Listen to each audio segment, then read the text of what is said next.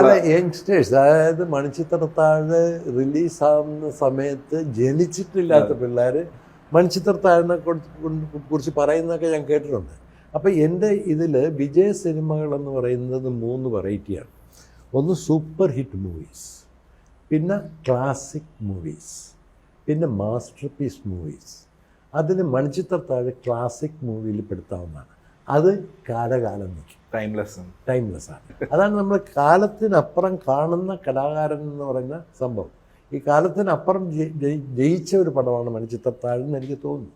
അതിൽ ഒരു background score അത് ഇപ്പോഴും നമ്മളെ ഹോണ്ട് ചെയ്യുന്നൊരു അതുപോലൊരു സൗണ്ട് സ്കേപ്പ് നമ്മൾ മലയാള സിനിമയ്ക്ക് അതിന് മുമ്പ് അതിന് ശേഷവും നമ്മൾ കേട്ടിട്ടില്ല. ഇപ്പോഴും എല്ലാവരുടെയും ഒരു ഹൊറർ സിനിമയോ അല്ലെങ്കിൽ ആ ഒരു മൂഡുള്ള സിനിമയ്ക്ക് ഒരു റെഫറൻസ് പോയിന്റ് എന്നും മണിച്ചിത്രത്താഴാണ്.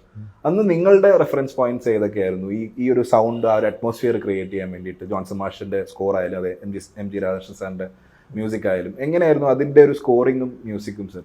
അല്ല, അത് പലതും ആക്സിഡൻ്റായിട്ട് സംഭവിച്ചതാണ്. എൻ്റെ സിനിമകളിൽ ഒരുപാട് ഹിറ്റ് പാട്ടുണ്ട്. അതെ, പക്ഷേ എനിക്ക് പാടാൻ അറിയില്ല. എനിക്ക് ഒരു പാട്ടുകാരൻ്റെയോ പാട്ടുകാരിയുടെയോ ശ്രുതി തെറ്റിയാൽ അത് പറഞ്ഞു കൊടുക്കാൻ എനിക്കറിയില്ല.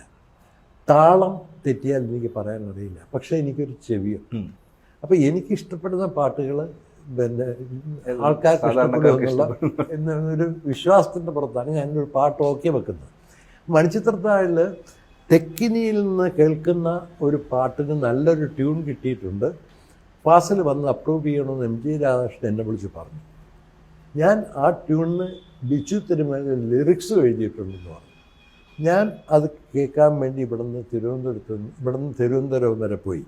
അപ്പോൾ രാധാകൃഷ്ണൻ ആ പാട്ട് പാടുകയാണ്, ഞാനിങ്ങനെ കേട്ടുകൊണ്ടിരിക്കുകയാണ്. അപ്പോൾ തെക്കിനിയിൽ നിന്ന് വരുന്ന ഫീമെയിൽ സോങ്ങാണ്.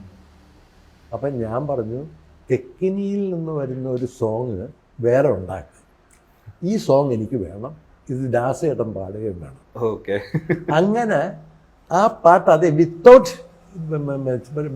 ലിറിക്സിൽ ചേഞ്ച് ഇല്ലാതെ ആ പാട്ട് അതേപടി എടുത്ത് ഞാൻ വേറൊരു സിറ്റുവേഷൻ ഉണ്ടാക്കി പടത്തിൽ എഴുതി. പഴന്തമിഴ് പാട്ടിഴയും എന്ന് പറയുന്ന പാട്ട് അതാണ്.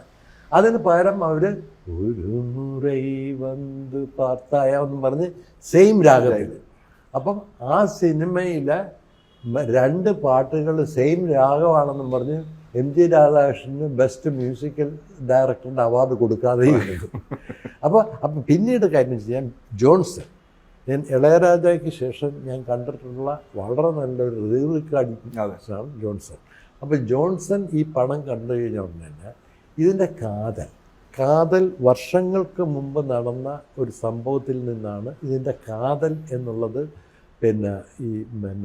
ജോൺസൺ കണ്ടെത്തി.